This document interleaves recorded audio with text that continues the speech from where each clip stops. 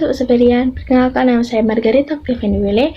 Saya biasa dipanggil dengan Margaret. Saya dari kelas 10E. Jadi, pada kesempatan kali ini, saya akan menjelaskan yang terkait dengan contoh ragam sosial dalam kehidupan masyarakat multikultural dan menjelaskan hal-hal yang mempengaruhi dan apa akibat dari adanya ragam gejala sosial dalam masyarakat multikultural. Dalam masyarakat multikultural, terdapat berbagai ragam gejala sosial yang muncul akibat perbedaan budaya, nilai, norma, dan cara hidup. Berikut adalah beberapa contohnya. Di antaranya yang pertama ada konflik sosial. Nah, konflik sosial ini terjadi akibat perbedaan kepentingan, keyakinan, atau budaya. Contohnya pada saat konflik antar suku di suatu daerah karena perbedaan adat istiadat. Kedua, disintegrasi sosial, yaitu ketidakharmonisan dalam masyarakat yang bisa mengarah pada perpecahan.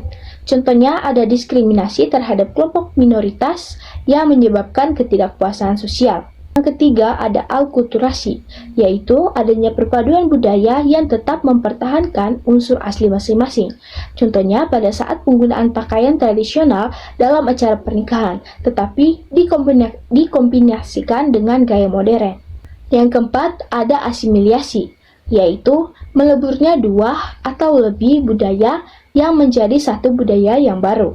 Contohnya yaitu makanan khas daerah yang dimodifikasi dengan cita rasa internasional. Yang kelima, toleransi dan integrasi sosial, yaitu sikap saling menghormati dan bekerja sama antar kelompok yang berbeda.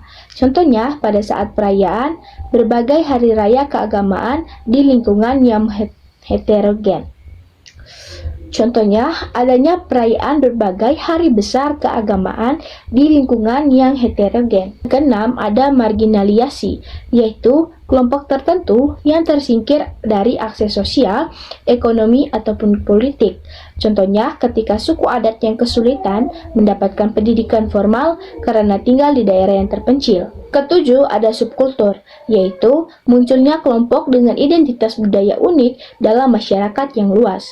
Contohnya, yaitu komunikasi punk atau komunikasi tertentu yang memiliki gaya hidup berbeda dari masyarakat yang umum. Jadi, gejala-gejala ini bisa menjadi tantangan atau justru memperkaya kehidupan sosial tergantung pada bagaimana masyarakat mengelolanya. Yang berikut, ada hal-hal yang mempengaruhi ragam gejala sosial dalam masyarakat multikultural. Yang pertama, adanya perbedaan budaya dan nilai. Nah, setiap kelompok memiliki budaya, adat, dan nilai yang berbeda, yang bisa memicu kesalahpahaman atau integrasi sosial. Yang kedua, tingkat pendidikan. Tingkat pendidikan ini itu pendidikan yang tinggi yang dapat mendorong pemahaman terhadap perbedaan. Sedangkan pendidikan yang rendah dapat memperbesar kesenjangan sosial. Yang ketiga, ada kesenjangan ekonomi, yaitu adanya perbedaan dalam akses terhadap pekerjaan, sumber daya, dan kesejahteraan ekonomi yang bisa memicu konflik atau marginalisasi kelompok tertentu. Yang keempat, ada globalisasi dan modernisasi. Nah, ini yaitu adanya pengaruh budaya asing yang bisa mempercepat asimilasi atau menyebabkan pergeseran nilai budaya lokal. Ketujuh, sejarah dan struktur sosial. Jadi, dari sejarah dan struktur sosial ini, yaitu adanya latar belakang sejarah suatu masyarakat, seperti kolonialisme atau konflik masa lalu.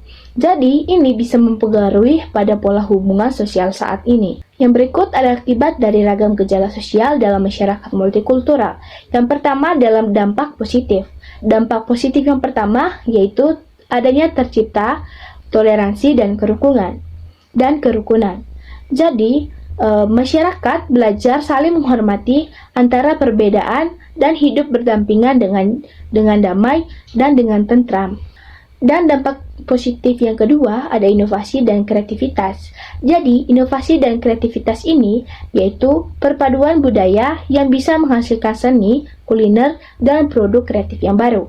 Dan yang ketiga, ada peningkatan kerjasama sosial, yaitu keberagaman yang dapat mendorong masyarakat untuk bekerja sama dalam berbagai aspek kehidupan, seperti ekonomi dan politik. Yang keempat, pembentukan identitas nasional yang kuat. Jadi, pembentukan identitas nasional yang kuat ini, yaitu dapat melakukan integrasi berbagai budaya yang dapat memperkaya identitas nasional dan memperkuat adanya persatuan. Nah, yang berikut kita masuk dalam dampak negatif. Jadi, dampak negatif yang pertama yaitu konflik sosial dan diskriminasi. Konflik sosial dan diskriminasi ini yaitu adanya perbedaan budaya dan kepentingan yang dapat menimbulkan pertikaian, diskriminasi, dan prasangka sosial.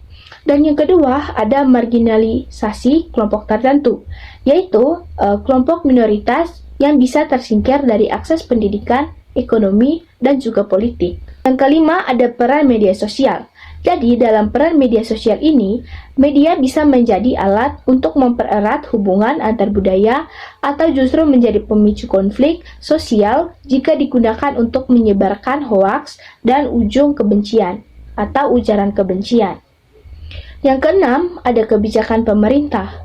Jadi, dari kebijakan pemerintah ini, adanya regulasi yang mendukung keberagaman dan dapat memperkuat integrasi sosial. Sedangkan kebijakan diskriminasi bisa menimbulkan ketidakadilan dan protes sosial. Yang ketiga, ada disintegrasi sosial. Nah, jika tidak dikelola dengan baik, jadi keberagaman itu bisa menyebabkan perpecahan dalam masyarakat.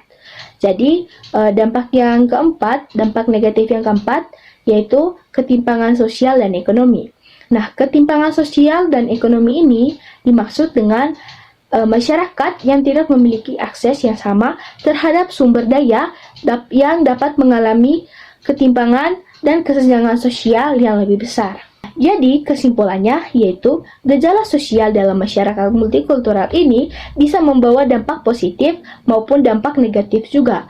Nah, jadi ini semua tergantung pada bagaimana masyarakat itu mengolahnya. Jadi, adanya itu sikap toleransi, kebijakan yang adil, dan pendidikan multikultural yang sangat penting untuk menciptakan harmoni sosial.